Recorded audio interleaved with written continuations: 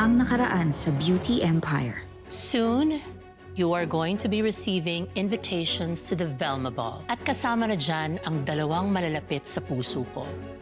Shari De Jesus and Noreen Alfonso. Invited lang naman kami sa gaganaping Velma Ball. And here is our golden invitation. Tcharan! Tcharan! Kasado na ang ball mo, Miss V. At ang gusto ni Eddie, doon kayo ipahuli. We must act fast, Noreen. Tell us the plan. Mamamatay ka sa ball mo, Miss Velma. Oh my God. A fake death. Bakit kailangan i-fake ang death ko? Kailangan nyo maglaho sa gabing yun, Miss Velma. Para hindi matuloy ang paghuli sa inyo. We're faking it to reverse it? Hindi si Eddie ang huhulihin.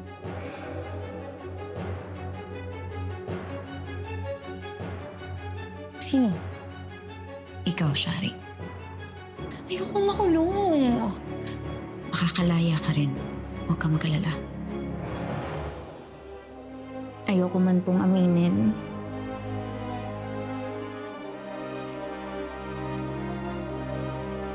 Pero oo, Nay. Kapagod na ako. Kaya, mas gusto ko na lang maging masama sa harap ng iba kasi pakiramdam ko, mas patatanggap nila ako pag masama ako. They got me so frustrated, thinking I can't make it. All the efforts that I put out, my ideas just get shut down. It's a shame dahil mananagot kayo. Ganda-gandahan, tuwing oras ng ambagan, ang mundo ko'y kagandahan, baby. Gandahan, ganda, gandahan, ganda, gandahan, gandahan ang puhunan. Ganda-gandahan.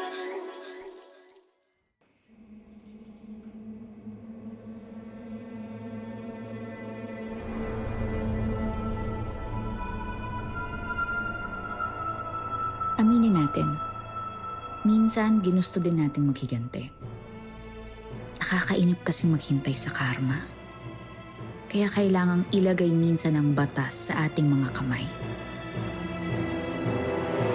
Simple lang naman kasing mag-isip ang ate. Magkatrabaho at maabot ang pangarap para sa aming pamilya niya. Matutupad na ang pangarap mo, ate. Natin, Noreen. Mga pangarap natin, ha? Gaganda na yung buhay natin mula ngayon. Makakaipon na ako para ma-develop natin yung brand natin. Pwede na akong di mag-college. Hindi. Alam mo, pwede na. Magka-college ka sa ayaw at sa gusto mo. Kaya na nga nagpapaman ako sa'yo. Tingnan natin. Hindi siya nag-iisip tungkol sa mga ganti-ganti na yan. Sino ba kasing may time dyan? Alam mo, tayong mahihirap, masakit to.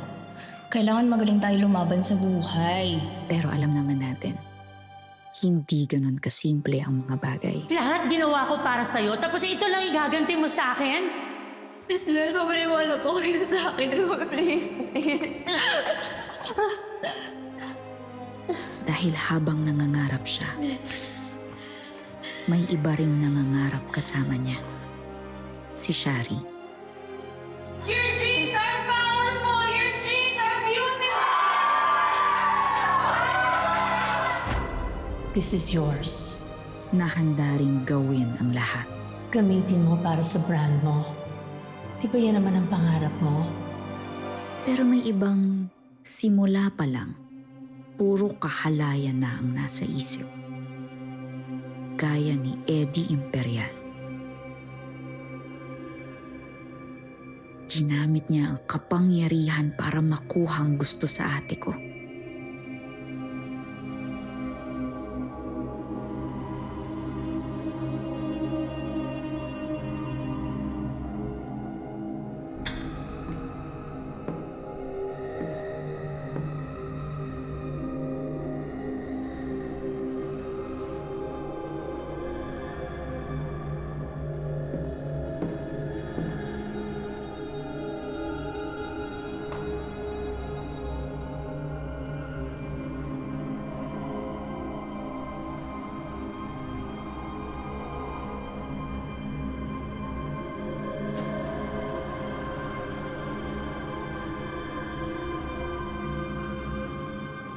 At si Shari, sa halip na tulungan ng ate bilang kaibigan, hinayaan niyang mapangunahan siya ng inggit at ambisyon. Hindi pwede ko tumigil ka. Tigilan mo ko.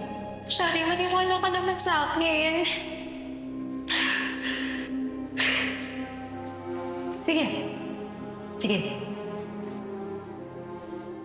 Pero hindi ba, Helena? Tuwang-tuwa ka kay Sir. Shari, narinig mo ba yung sinasabi mo? Hindi porkit mabait yung tao sa akin, may karapatan siyang pagsamantalahan ako. Helena, paano siya mag-iisip? Ikaw lang nalang ilagay mo siya sa pedestal ng gabing yun. At paano rin ako maniniwala na hindi mo talaga nagustuhan yung nangyari? Shari, ako yung na-rape, di ba? Bakit parang kasalanan ko yung nangyari? Sa'yo nagpapaya ka? Walang naniwala sa ate ko. I'm sure ikaw ang una lumandi sa asawa ko. At ngayon nahuli ka? Gusto mo siyang siraan? Ate, may problema ba? Huwag kang magpapaapi.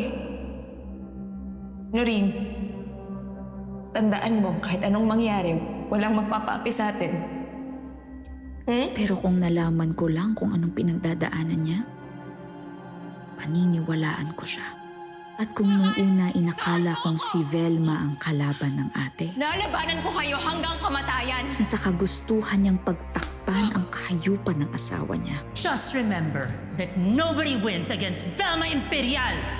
ay kaya niyang patayin si Ate Helena.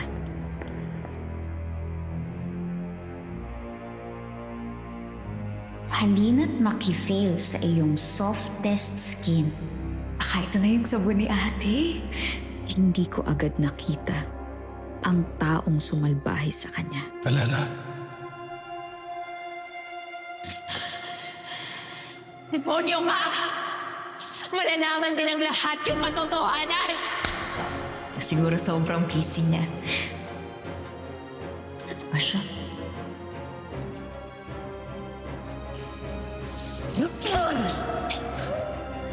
Ang siya rin tatapos sa buhay ng ate.